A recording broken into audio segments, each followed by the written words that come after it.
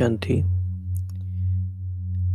वैसे तो हम हर दिन ही पढ़ाई पढ़ते हैं, लेकिन जिस दिन पढ़ाई में फाइनल पेपर की बात आती है तो हमें ज़्यादा अटेंटिव, ज़्यादा फोकस्ड हो जाना चाहिए।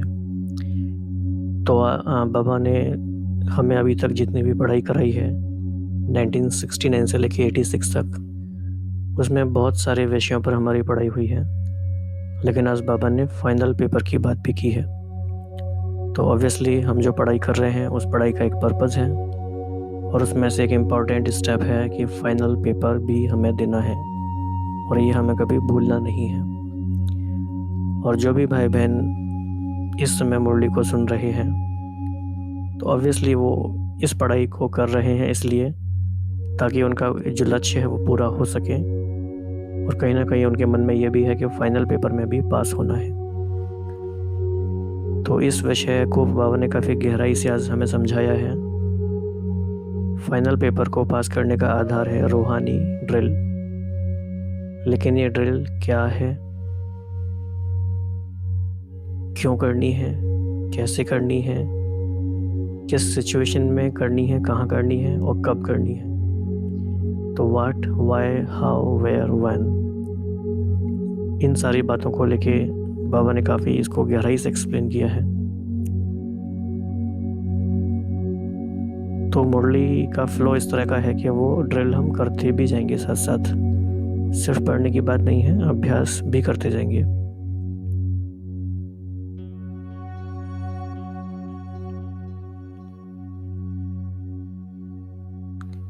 इसके अलावा बाबा ने हमें एक चेक लिस्ट बताई है कि नष्टो मोहा स्मृति या समर्थ स्वरूप स्थिति बनाने के लिए किन किन बातों पे हमें ध्यान देना है। तो 6 या 7 बातें हैं। देह की सारी बातों से मुक्त होना है, देह के संबंधों से मुक्त होना है, देह के सारे संस्कारों से, कम से कम जो 63 जन्मों के संस्कार हैं वो, हर एक व्यक्ति के प्रभाव, लगाव, झुकाव से मुक्त होना है, और हर एक प्रकार के जो मटेरियल स्टफ है, वैभव, उन सब से मुक्त होना है, और किसी भी प्रकार के वाइब्रेशन और वायुमंडल के प्रभाव से भी मुक्त होना है।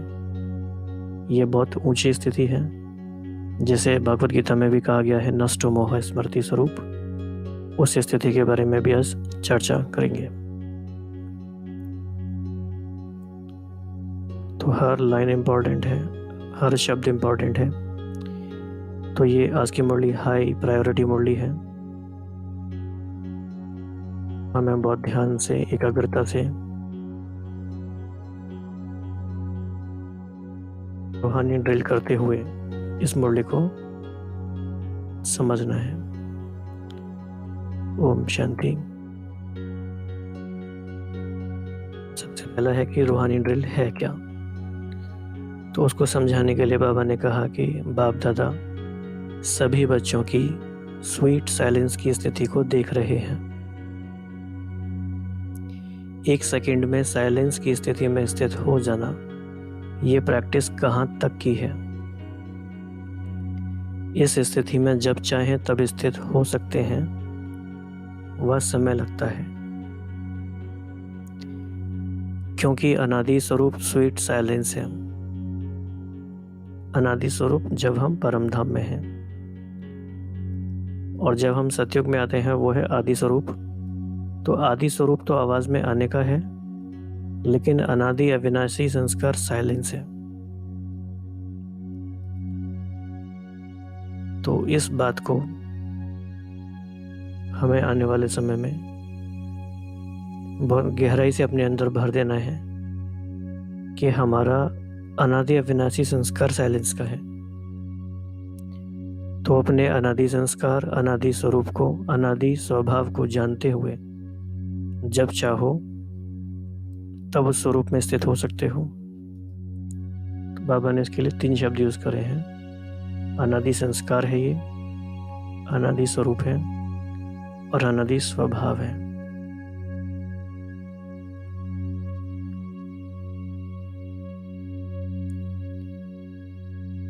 तो ये इन सारी बातों को भी हम बाद में रिवाइज करेंगे। बाबा ने बताया आगे, 84 जन्म आवाज में आने के हैं, इसीलिए सदा अभ्यास आवाज में आने का है।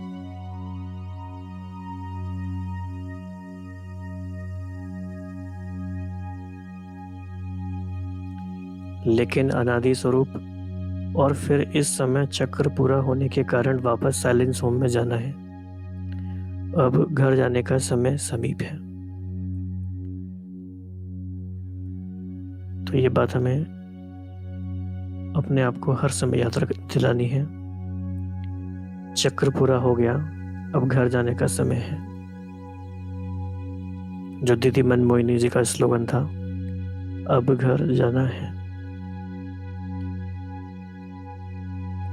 तो जब हम सारे ब्राह्मण मिलकर इस लहर को फैलाएंगे, हम सबके मन में ये आएगा, तो वो लहर औरों को भी इंस्पायर करेगी या उनको प्रेरित करेगी घर जाने की तैयारी के लिए। तो अब आदि मध्य अंत तीनों ही काल का पाठ समाप्त कर अपने अनादि स्वरूप अनादि स्थिति में स्थित होने का समय है। इसीलिए इस समय यही अभ्यास ज्यादा आवश्यक है। आदि मध्य अंत सारा ही पार्ट समाप्त होने का समय आ गया, और जो हमारा अनादि स्वरूप था उसमें स्थित होने का ये समय है। तो अपने आप को चेक करो कि कर्मेंद्रिय जीत बने हैं। ये लाइन बाबा ने बीच में क्यों पूछी है? क्योंकि साइलेंस में स्थित रहने का आधार है मुख का भी मौन। तो मुख एक कर्मेंद्रिय है, तो आवाज में नहीं आने चाहे तो यह मुख का आवाज अपनी तरफ खींचता तो नहीं है।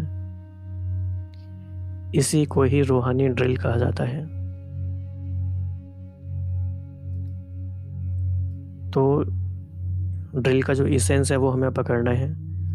ऐसा नहीं है कि जब हम योग में बैठे हैं तब हम बहुत गहराई से कर रहे हैं, परम धाम भी चले जाते हैं, सूक्ष्म वतन भी चले जाते हैं, लेकिन जब नीचे आते हैं तो फिर हम वैसे के वैसे ही हो जाते हैं। तो उसे रूहानी ड्रिल हम नहीं कहेंगे।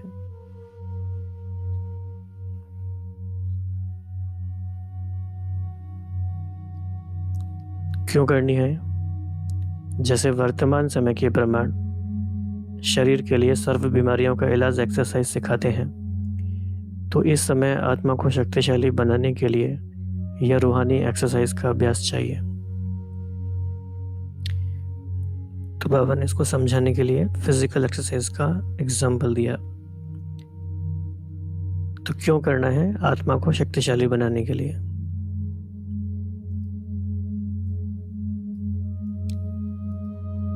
और कैसे वातावरण में करना है?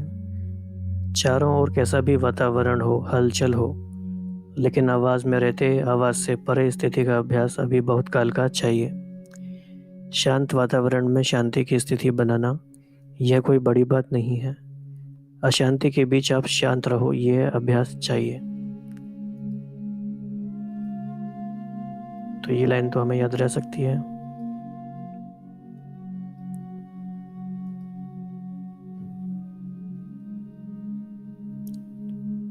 तो ये ऐसा अभ्यास जानते हो, चाहे अपने कमजोरियों की हलचल हो, अपनी ही कमजोरियों की हलचल हो, संस्कारों के व्यर्थ संकल्पों की हलचल हो, दोनों सिग्निफिकेंट बात है। हम सोचते हैं ना हलचल मतलब बाहर, ऐसा नहीं, अंदर से भी हलचल आ सकती है, राइट। और टाइम फैक्टर इसमें क्या है? ऐसी हलचल के समय स्वयं को अचल बना सकते हो व टाइम लग जाता है। हलचल के समय अचल, क्योंकि टाइम लगना यह कभी भी धोखा दे सकता है। समाप्ति के समय में ज़्यादा समय नहीं मिलना है। तो बाबा के इन गंभीर अव्यक्त इशारों को हम कैच करते रहेंगे। ये हमारी अब खुद की जिम्मेदारी है कि हम इन बातों को फोकस करें और याद रखें।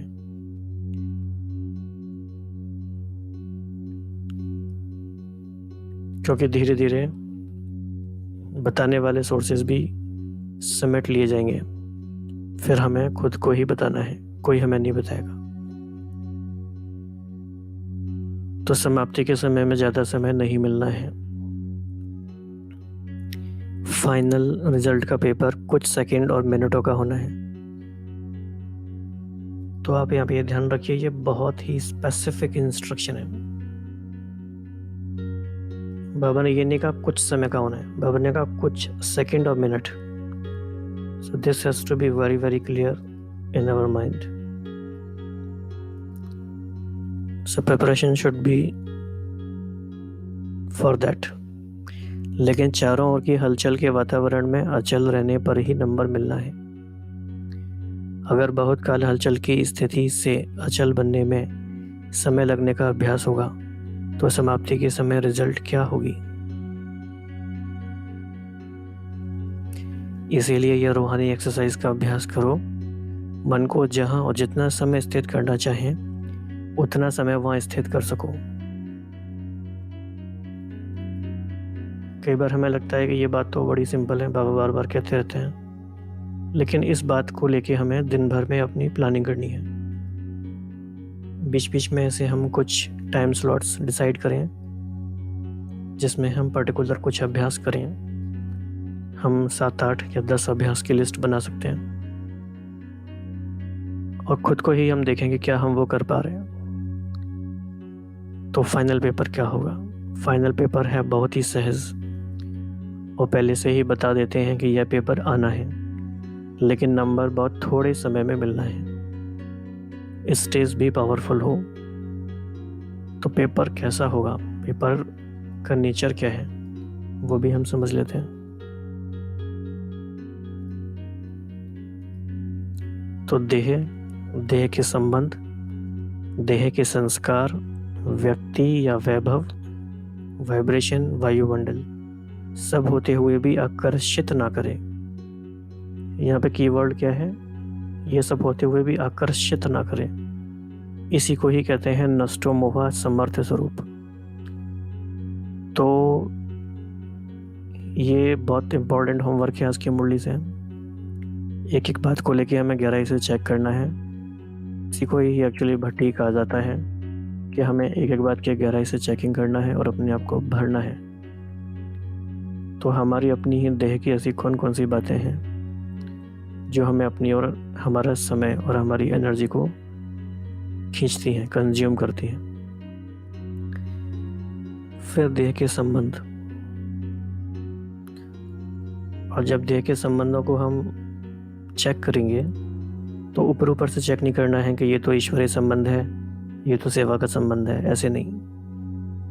और डीपली चेक करना है कि क्यों है वो, जरूरी नहीं है तो नहीं चाहिए। फिर है देह के संस्कार। जैसे बाबा ने बताया कि 84 जन्मों से ये संस्कार हैं देह में आने के, तो बहुत सारी उसकी भी विस्तार है। फिर है व्यक्ति, किस किस व्यक्ति के आकर्षण में है, लौकिक में भी अलौकिक में भी, क्योंकि जितने टाइम किसी के आकर्षण में होंगे उतना टाइम बाबा से दूर होंगे। इसीलिए वैभव और वाइब्रेशन और वायुमंडल, क्योंकि वायुमंडल भी ऐसा बनेगा जो असर डाल सकता है, और वाइब्रेशन भी सारी दुनिया के ऐसे होंगे। जैसे कि इस समय कोविड-19 की वजह से तो बहुत आत्माएं उसके प्रभाव में हैं, तो बहुत सारा समय उस बात में चला जाता है। तो इन सब बातों से मुक्त होना ऐसी प्रैक्टिस है। लोग चिल्लाते रहें और आप अचल रहो।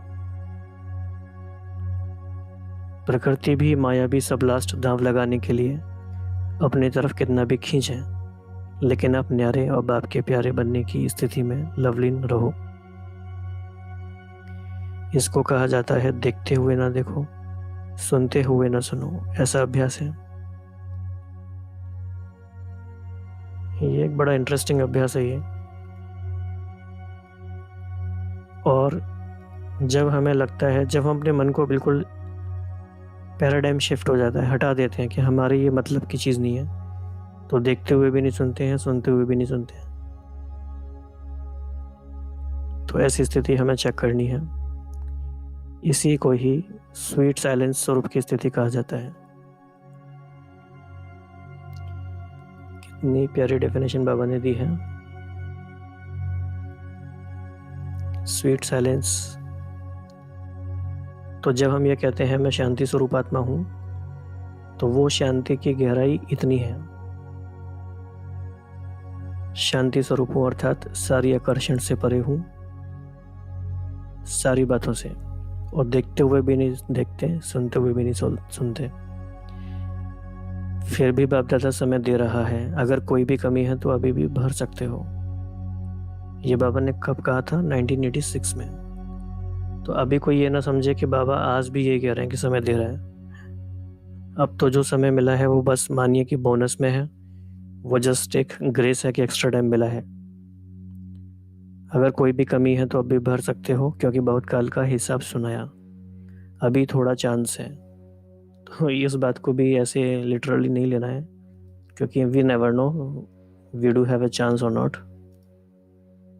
इसीलिए इस प्रैक्टिस की तरफ फुल अटेंशन रखो। पासवेद ऑनर बनना या पास होना, यह आधार इसी अभ्यास पर है। तो कितनी इम्पोर्टेंट बात है ये आज की मुरली में। तो ऐसा अभ्यास है, समय की घंटी बजे तो तैयार होंगे, या अभी सोचते हो तैयार होना है। और अगर हम तैयार नहीं हैं तो हमें पूछना है कि हमारा जीवन कहाँ जा रहा है, किस चीज़ में जा रहा है। ऐसी हमने क्या इम्पोर्टेंट चीज़ें बना ली हैं लाइफ में जहाँ हमारा समय जा रहा है। तो इसी अभ्यास के कारण अष्ट रत्नों की माला विशेष छोटी बनी है, बहुत थोड़े टाइम की है। जैसे आप लोग कहते हो ना, सेकंड में मुक्ति व जीवन मुक्ति का वर्षा लेना सभी का अधिकार है। तो समाप्ति के समय भी नंबर मिलना थोड़े समय की बात है,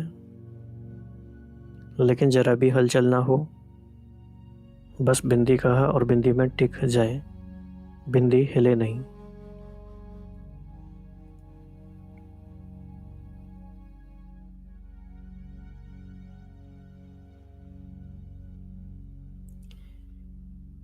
तो ऐसे नहीं कि उस समय अभ्यास करना शुरू करो, मैं आत्मा हूँ, मैं आत्मा हूँ। यह नहीं चलेगा, क्योंकि सुनाया वार भी चारों ओर का होगा। तो उस समय ये नहीं हो सकेगा, चारों ओर का वार होगा। तो विजुअलाइज कर सकते हैं आप उस सीन को कि हम उस सीन में कैसे रिस्पॉन्ड करेंगे। लास्ट ट्रायल सब करेंगे। प्रकृति में भी जितनी शक्ति होगी, माया में भी जितनी शक्ति होगी, ट्रायल करेगी। उनकी भी लास्ट ट्रायल और आपकी लास्ट कर्मातीत कर्म बंधन मुक्त स्थिति होगी। तो ये भी हमें याद रखना है।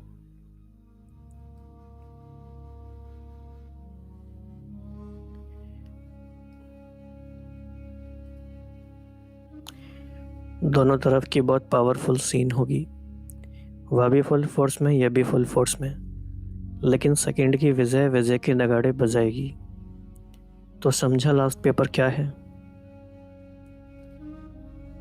तो ये लास्ट पेपर के बारे में हमने समझा। सब शुभ संकल्प तो यही रखते हैं और रखना भी है कि नंबर 1 आना ही है। जब चारों ओर की बातों में विन होंगे तभी 1 आएंगे। अगर एक बात में जरा भी व्यर्थ संकल्प, व्यर्थ समय लग गया तो नंबर पीछे हो जाएगा। इसीलिए सब चेक करो, चारों ही तरफ चेक करो। तो ये हमें एक्स्ट्रा प्रिकॉशन की बात है इसमें। किसी भी बात में समय लग गया, अब ये हमारी परखने की शक्ति के ऊपर डिपेंड करता है कि इस समय हमें हमारे जीवन में क्या ज़रूरी लगता है। क्योंकि बहुत सारी बातें आएंगी जो ज़रूरी लगने लगेंगी, लेकिन वो है नहीं। ये डिपेंड करता है कि हमारा कनेक्शन कितना बाबा से स्ट्रांग है, कितनी हमारी लाइन क्लियर है। तो डबल विदेशी सब में तीव्र जाना चाहते हैं, इसीलिए तीव्र पुरुषार्थ व फुल अटेंशन इसी अभ्यास में अभी से देते रहो। समझा? तो क्वेश्चन को भी जानते हो और टाइम को भी जानते हो, फिर तो सब पास होने चाहिए। अगर पहले से ही क्वेश्चन का पता होता है तो तैयारी कर लेते हैं, फिर पास हो जाते हैं। आप सभी तो पास होने वाले हो ना? अच्छा, तो यह सीजन बाप दादा ने हर एक से मिलने का खुला भंडारा खोला है। आगे क्या होना है वह फिर बताएंगे। तो आप देखेंगे कि उसके बाद बहुत सारे सीन बदलते गए। और बाबा के मिलने का तरीका भी चेंज होता गया। तो अभी खुले भंडार से जो भी लेने चाहे वह ले ही लेंगे। ड्रामा का दृश्य सदा बदलता ही है, जो कि हम देख ही रहे हैं, राइट। लेकिन इस सीजन में चाहे भारतवासियों को चाहे डबल विदेशियों को, सभी को विशेष वरदान तो मिला ही है। बाप दादा ने जो वायदा किया है वह तो निभाएंगे। इस सीजन का फल खाओ, फल है मिलन वरदान। तो सभी सीजन का फल खाने के लिए आए हो ना। बाप दादा को भी बच्चों को देख बहुत खुशी होती है। फिर भी साकारी सृष्टि में तो सब देखना होता है। तो अभी तो मौज मना लो, फिर सीजन की लास्ट में सुनाएंगे। तो सेवा के स्थान भले अलग अलग हैं, लेकिन सेवा का लक्ष्य तो एक ही है। उमंग उल्लास एक ही है, इसीलिए बाप दादा सभी स्थानों को विशेष महत्व देते हैं। ऐसे नहीं कि एक स्थान महत्व वाला है दूसरा कम है, नहीं। जिस भी धरनी पर बच्चे पहुंचे हैं उसे से कोई ना कोई विशेष रिजल्ट अवश्य निकलनी है। फिर चाहे कोई की जल्दी दिखाई देती, कोई की समय पर दिखाई देती, लेकिन विशेषता सब तरफ की है। कितने अच्छे अच्छे रतन निकले हैं। ऐसे नहीं समझना कि हम तो साधारण हैं, सब विशेष हो। अगर कोई विशेष ना होता तो अब आपके पास नहीं पहुंचता। ये बहुत इंपॉर्टेंट बात है। हर एक ब्राह्मण आत्मा, हम हर एक विशेष आत्मा है। दिखाई भी देता है, महसूस भी होता है। तो विशेषता है, लेकिन कोई विशेषता को सेवा में लगाते हैं, कोई सेवा में लगाने के लिए अभी तैयार हो रहे हैं, बाकी हैं सब विशेष आत्माएं। तो हमें ये चेक करना है कि हम अपनी विशेषताओं को, अपने समय को सेवा में कैसे लगा रहे हैं और कैसे लगा सकते हैं। तो सभी महारथी महावीर हो, एक एक की महिमा शुरू करें तो लंबी चौड़ी माला बन जाएगी। शक्तियों को देखो तो हर एक महान शक्ति, महान आत्मा, विश्व कल्याणकारी आत्मा दिखाई देगी। तो ऐसे होना या सिर्फ अपने अपने स्थान के कल्याणकारी हो।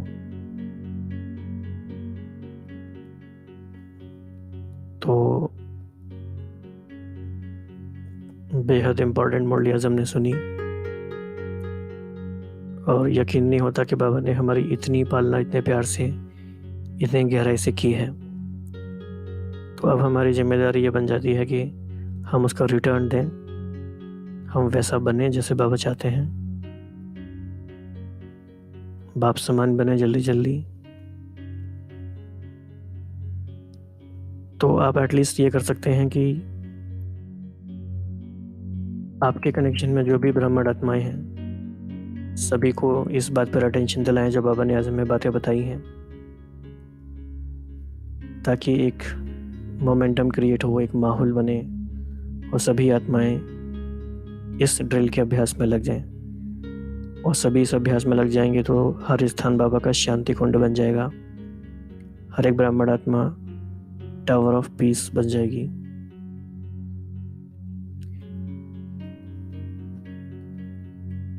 तो बाबा ने जो बातें बताई हैं उसको हम थोड़ा अभ्यास करेंगे।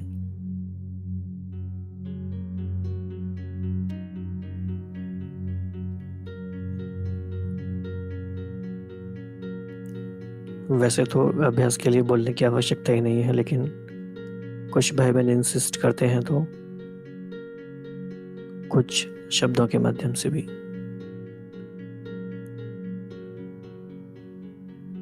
तो अपने आप को हम परम धाम में देखेंगे।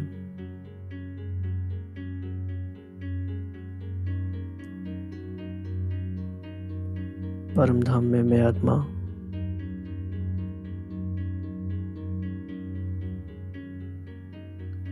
आवाज से परे,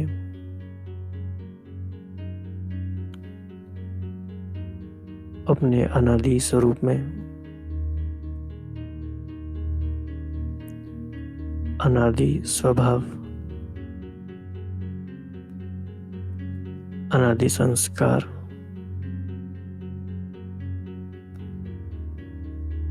आवाज से परे हूं।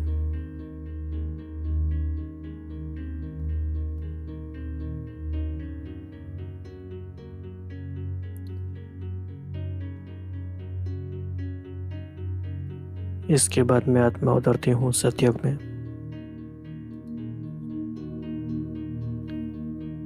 ये मुझे आत्मा का पहला आवाज़ में आने का एक्सपीरियंस हुआ है पूरे कल्प का, लेकिन ये आवाज़ भी सुखदाई है।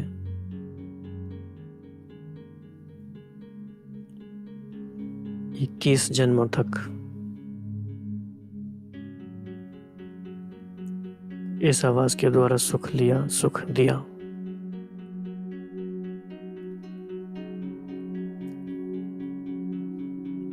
द्वापर युग से एक और यात्रा शुरू होती है, जब हम अपना साइलेंस का संस्कार भूल जाते हैं।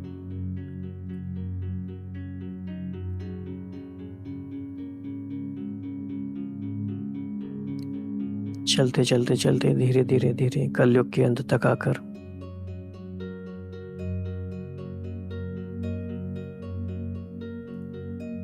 आवाज़ की दुनिया में ही आ जाते हैं। चारों ओर आवाज़ें ही आवाज़ें होती हैं। पूरी तरह आवाज़ की दुनिया बन जाती है। लेकिन फिर बाबा आके हमें फिर से याद दिलाते हैं कि हमारा अनादि स्वरूप साइलेंस है। तो हम आत्माएं फिर से अधिक से अधिक समय साइलेंस में रहने का अभ्यास करते हुए अपने आत्मा की बैटरी को चार्ज करते हैं।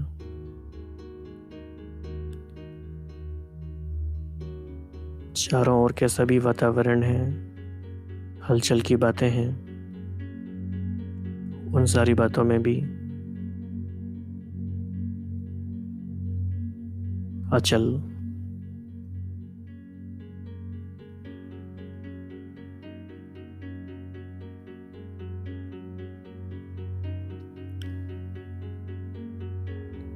चाहे प्रकृति फुल फोर्स में आए, चाहे माया फुल फोर्स में आए, इन सारी बातों के बीच, सारे हंगामे के बीच मैं शांति के सागर से combined Shanti Swarup sweet silence वाली आत्मा हूँ।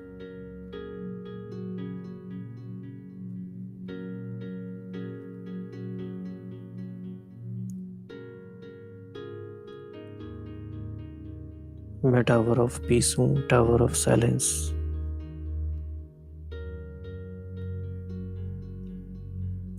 मुझसे शांति की किरणें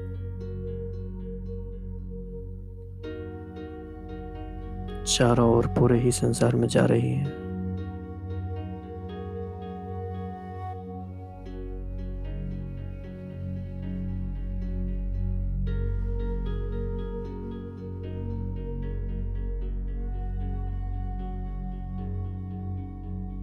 और अब वापस घर जाने का समय है। तो हम सब आत्माएं फिर से उस शांति के देश वापस चलते हैं। ओम शांति।